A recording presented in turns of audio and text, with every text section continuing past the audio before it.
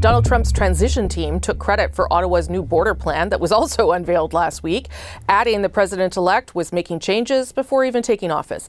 New York State Assemblyman Billy Jones represents a district right along the Canada-U.S. border, and I spoke to him earlier about Canada's billion-dollar response and his concerns about Trump's tariff threats.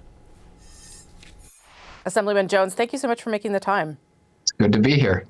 Obviously, this country very concerned about the threat from the president-elect of 25% tariffs. What impact do you think that would have on your district and New York State in particular? Well, it would have a tremendous effect on our economy. And in a time when we're talking about fighting inflation and trying to reduce cost, putting 25% on goods and services that we get in from Canada is just not the direction that we should be going or need to be going.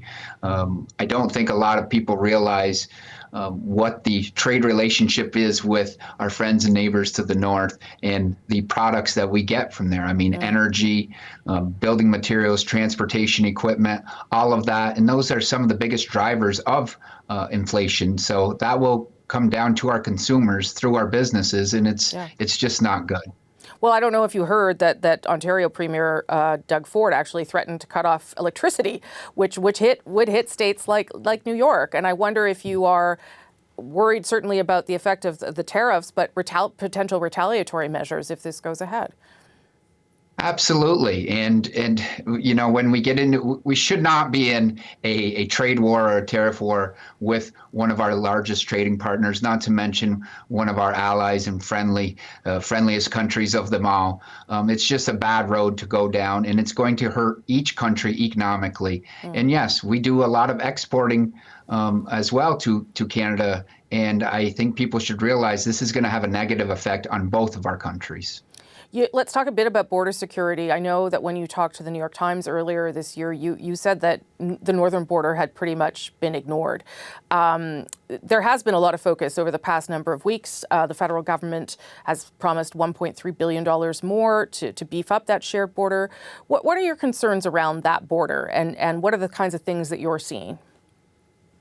Well, like I had said to the Times earlier in the year, we're seeing a larger migration north or south here from the north, and people are really being affected by it.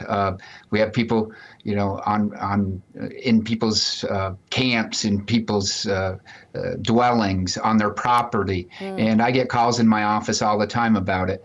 And certainly, no matter how you feel about immigration, which way you lean towards, it certainly has an effect on you and my citizens when they have, you know, strangers on their property, and they don't feel safe. I understand. I sympathize with them. So strengthening up border security certainly is something that I welcome.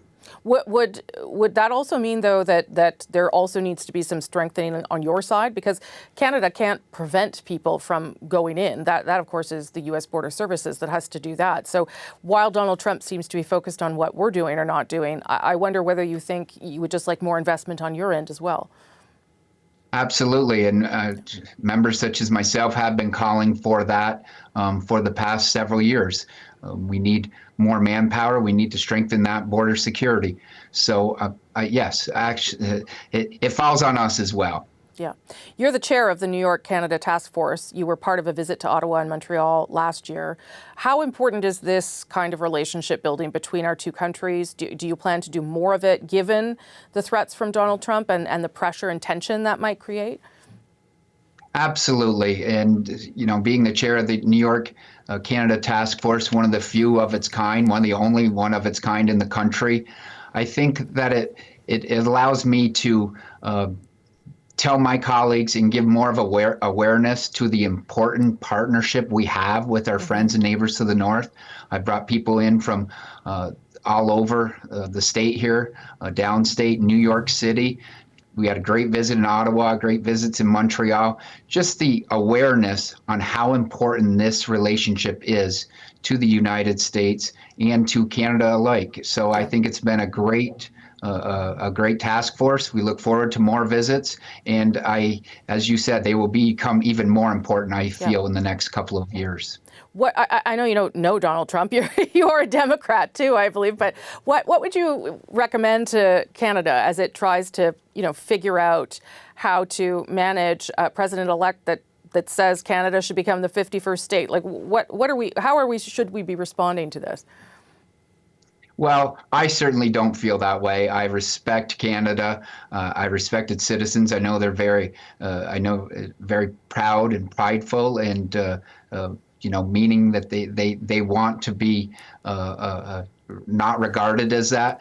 And I would take it with a little grain of salt when he comes out with some of these statements. I don't know the context of what it was, and I won't get into the president-elect Trump's mind, but certainly continuing to work and strengthen this relationship.